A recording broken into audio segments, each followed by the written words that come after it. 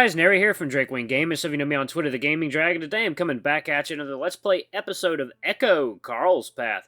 So guys, let's go ahead and jump right back into it, shall we? Please sit back and enjoy for the next 18 minutes while I entertain you. Let's jump right in. Alarm chat, you're up, and let's go. Been having a lot of fun with my 4090. Oh boy. It's at least a nice change from the almost dead look that I'd seen earlier. He stares at me hard for a good long while, to the point where I almost blush until finally... Fine, but I'm coming up with you. I don't think... Shut up, Jenna. Yeah, Jenna, shut up. Each word seems to have to work hard to get itself out of Carl's muzzle. It's okay, let's go. I let Carl hold my hand as we both moved toward the platform over uneven ground. I noticed Raven standing off to the side, still facing away from us. I have to check on him later. The wood creaks softly under our feet as we make our way up the steps. I focus on my hopping foot, not wanting to look at the body. Once we reach the top, though, I realize that I'm going to have to. Leaning heavily against Carl for support, I look up. The corpse's eyes are open now. Two yellow, piercing eyes that are sunk deep in the skull stare back at me.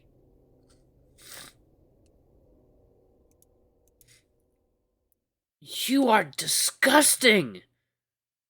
I'm disgusting! You're abhorrent, despicable, horrible! For telling truths? For telling your own truth. You don't know my story, my truth. Your truth is a delusion. You cruel, filthy son of a bitch, what do you want from me? I want justice. You and your people don't know the meaning of the word. Just let it rest. Let me rest. And you'd leave me restless, murderer. You may not have killed me physically, but you murdered my life, you fucking... Otter hears us. So, if he hears us, then it wants him to. Why does it? You think I know? Why does it create these places? Let us do small things and take it away. It's a game. My life, or my reputation is a game to it. Ha! A game. Go on. Why don't you tell him your truth? The Otter works with you. I wouldn't help him even if I could. I'm just gonna do it in my regular voice. But you can't, can you? You're but smoke. Good thing, too, you and your fucking lies. I will tell him this. Otter, you are stuck here because you cannot see the truth, and until you do... How will he know the truth if you only lie? You are disgusting. Ha. 1 second, guys.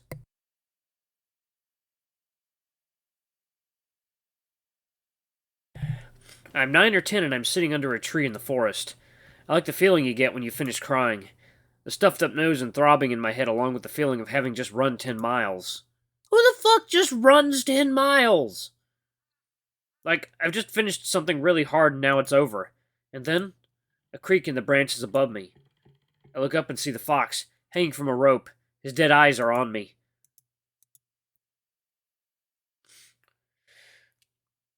Why don't you get your ass up here and dig it out yourself, then? He's awake. Chase! A big hand is cradled below my head as I stare at the horns waving around above my eyes. Between them hangs the fox. Hey, you okay? What happened? I don't know. There were eyes?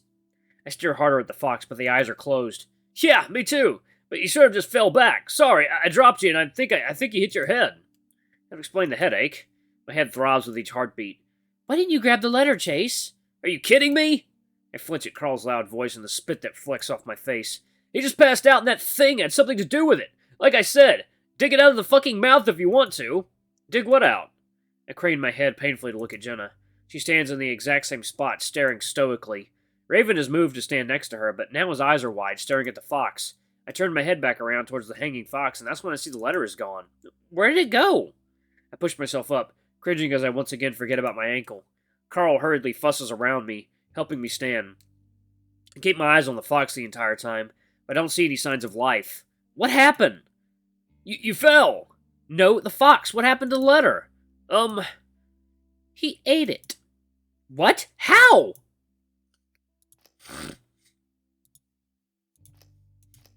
He, just sort of, gobbled it up. Carl's freehand gestures at his mouth. God! I lean my forehead against the ram's cheek as I close my eyes. So, are we not supposed to read it? Raven's voice is small and quiet, nothing like his usual self, even during the time we've spent here. No one says anything for a while. It cleared my throat. I think I heard John and James while I was out. What? What did they say? I think John and James, they're influencing some of this, but there's something else controlling all of it. How? I don't know, but it's stopping them from telling us what they want to say. Like this is a game for it. I feel Carl shake his head against my head. So what are we supposed to do? Just figure out the game, I guess? They said something about having to see the truth, but I'm not exactly sure of what that is. But the fox just ate our clue! That might have been one of them, James or John, I don't know. Did we just find another one then? I don't say anything because that's when I see the hint of white sticking out from the fox's pocket. I point. What's that? What? That sticking out of the chest pocket. Huh! Carl moves a little closer, pulling me along tentatively. Raven calls anxiously from behind us. What are you guys doing? Carl's voice gets tighter, more nervous as he reaches out with a shaky hand. I keep my eyes focused on the pocket, not wanting to look into his eyes if they open again.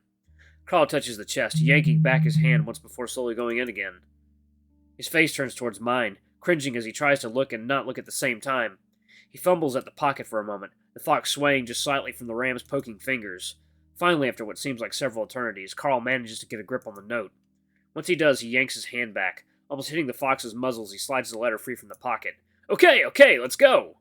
Carl gently but quickly guides me down the stairs. Jenna's eyes what's in Carl's hand suspiciously. What's that? Another letter, or something. Where did you get that? The fox ate it earlier. I saw it sticking out of the pocket. I guess there was another one. Jenna goes quiet and her expression darkens. I'm about to ask her what's wrong, but Carl was already unfolding the paper, swinging the hand holding it to try and make it unfold. I help him out with my own free hand and hold the letter between us. I notice at the bottom of the paper is a rough tear, like somebody has torn it in half. Jenna and Raven move in closer opposite us. Please let this be the one that gets us back! It doesn't look like a letter. In fact, it looks like a newspaper clipping. Well, a photocopied one anyway. Carl, I think this came from your mom's collection of artifacts. I remember some pages were ripped out of the scrapbooks. Really? Yeah, I thought it was you taking them. Ha, nope. I wonder how long ago this nightmare actually started. It seems that it has been setting itself up days before we fell into this place. Well, I guess I'll give it a read. Hopefully this is the one. I start with the big bold title. Echo researcher uncovers town's serial killer past. Most might know Trisha Hendricks as the CEO of Hen's Ice Cream, but Echo locals will know her to be an avid history buff as well. I just love how it connects all of us, how it shows that everything has happened for a reason. But even she didn't realize what her research would uncover. According to Hendricks, the town's founder, James, had an affair with another man, and both may have been hiding a dark secret. You never know what you'll find out, but to think that James had a homosexual relationship and with an alleged serial killer, well, it's really something. According to Hendricks' research, James may have been in a romantic relationship with a native fox by the name of John Begay. Town records indicate that Begay was accused of committing multiple child murders. Hendricks says the crimes were sexual in nature. I reach the bottom of the page where the rough tear begins. Clearly there's more to the article, but... Jenna! I look up just in time to see a flash of steel before Carl jumps back, pulling me along with him. The knife comes within inches of Carl's face before piercing into the newspaper clipping we were holding with a smack. What the hell? Jenna! I'm about to ask what she's doing because I think she's attacking the newspaper for some reason, but her intentions become clear as she moves towards us with the knife, eyes set on Carl.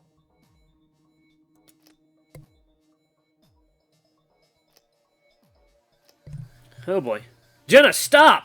Raven bounces up and down, his hands pulling at his ears.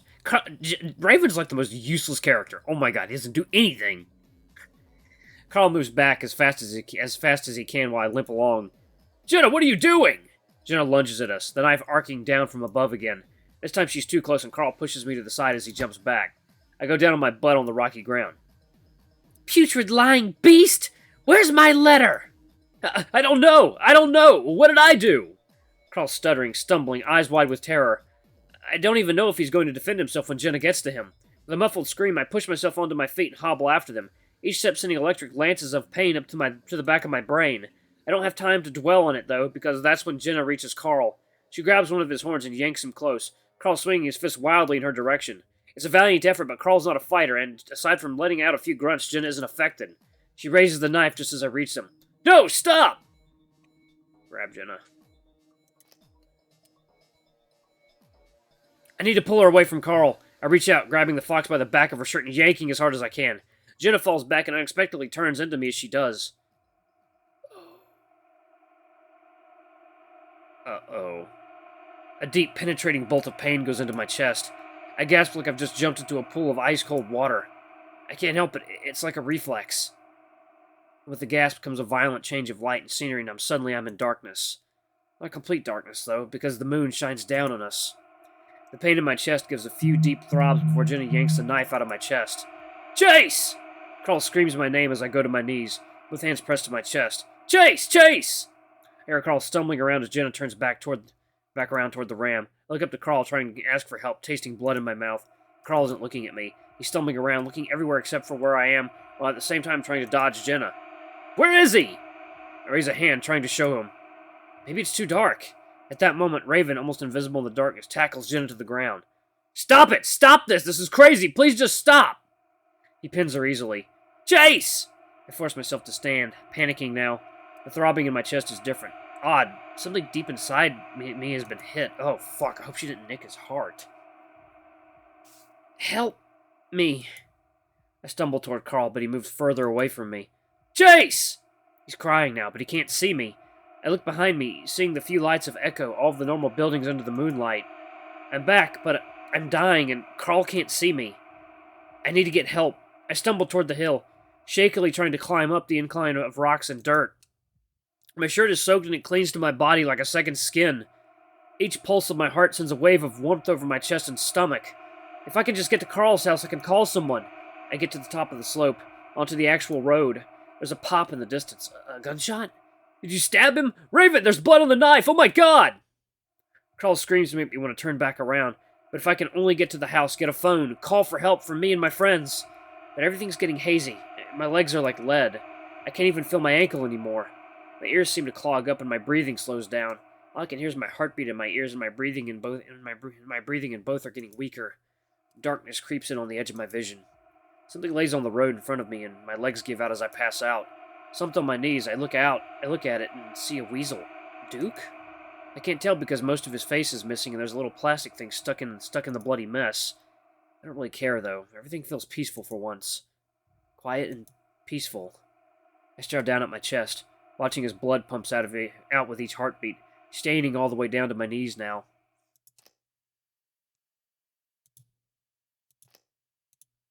The tunnel gets tighter. I sway. I fall. Well, I guess I got another bad ending. Into nothing. Ha! Ha! Ha! You died! Okay, that didn't go well.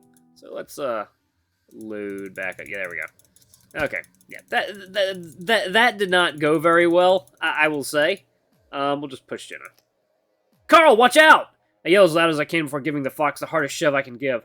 I do it at an angle so she doesn't directly hit Carl. Carl leaps to the side as I slam into her, sending Jenna forward to faceplant into the rocks and dirt. I reach out to Carl just as Raven goes blurring past me. He leaps onto Jenna, pinning her down. Go! Just go! We'll figure something out later, but you need to get away, Carl! Raven snarling as he tries to keep Jenna pinned, something that doesn't match his cheerful face at all. Carl stumbles to his feet, then turns and starts jogging away. Carl, wait! Help me up! Carl seems to hesitate before finally turning around, leaning over to help pick me up, and with that we limp away toward the road. I think we're heading toward the mansion again, but Carl turns us toward the road to the town instead. The growls and snarls I get fainter behind us, and I start to worry about what's going to happen to Raven. Hopefully Jenna just stops once Carl's out of sight.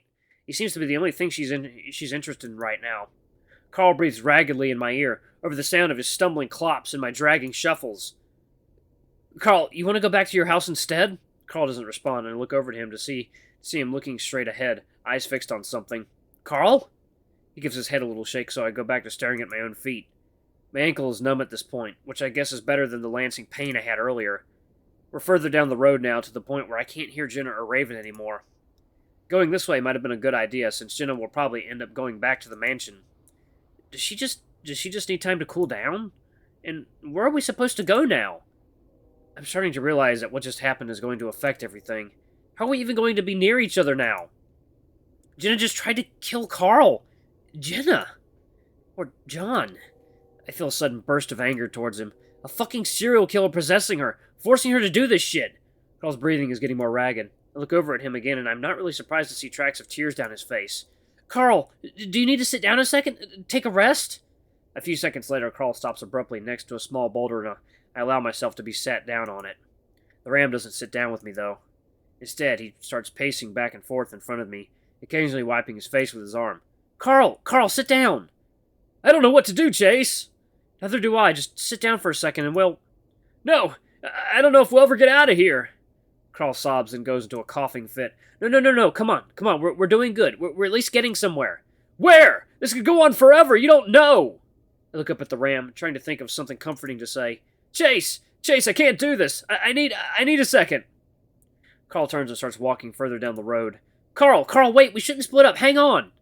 I stand unsteadily, leaning over to rest a hand on the rock as I watch Carl continue his trek down the road toward the town. Just wait, I need a moment. I'll be back. I need a moment. I'll be back. Carl! I feel myself starting to panic as I stumble after him. I realize that not only am I afraid for Carl for what might happen to him if he runs off into this fake world, but I'm also afraid of being alone here, without Carl. I hobble after him, but I realize immediately that I'm not going to catch up. I watch him get further and further away down the middle of the road. I wheeze, clutching my chest as I try to keep up, the sides of my vision starting to turn white. I'm not sure what it is, the panic, my breathlessness, or the world itself, but the whiteness seems to pulse with the faint sobs of the ram in front of me. Slowly the white takes over, and I'm in a fog. Well, that's not whiteness, that's darkness. Oh, ooh, that's pretty. There's a distant rhythmic pounding that sounds like a gong. Where have I heard it before? I feel a twinge of worry in my chest that I'm going to be late for my next class. Class? Oh yeah, school. That's a clock tower that chimes every hour. The freezing cold leaks through my fur and stings at my nose. I bring my hands up to rub at my shoulders, shivering. The ground is covered in snow, even though it never snows here. At least not this much. We had a flurry once a few years ago, and even that was a surprise. But here it is, piled up on the ground. My mind is still catching up to me, feeling as if I've woken up in a dream. Fuck, what happened? Carl. I was chasing after Carl on the road. It all comes back to me slowly. I was going after Carl after Jenna tried to... I hear clopping up ahead of me. My head snaps up, looking into the fog, unable to see clearly through it. Hello? Carl? My voice echoes into the emptiness of the university. Pueblo University. It feels like I haven't been here in months rather than just a week. I rub my shoulders again, before padding up slowly to one of the buildings. The pain in my ankle now is a dull, throbbing feeling, almost as like it's dead.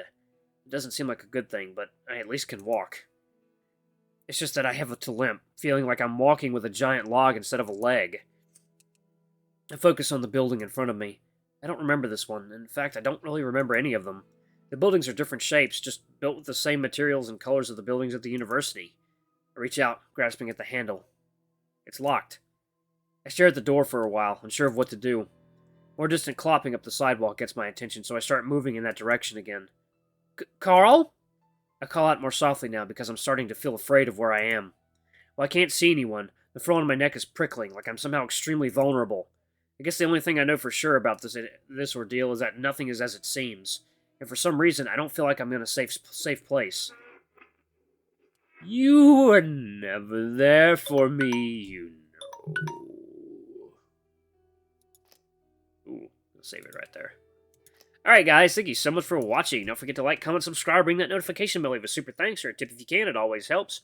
Until the next video, I love you all. I'll see you next time. Bye-bye!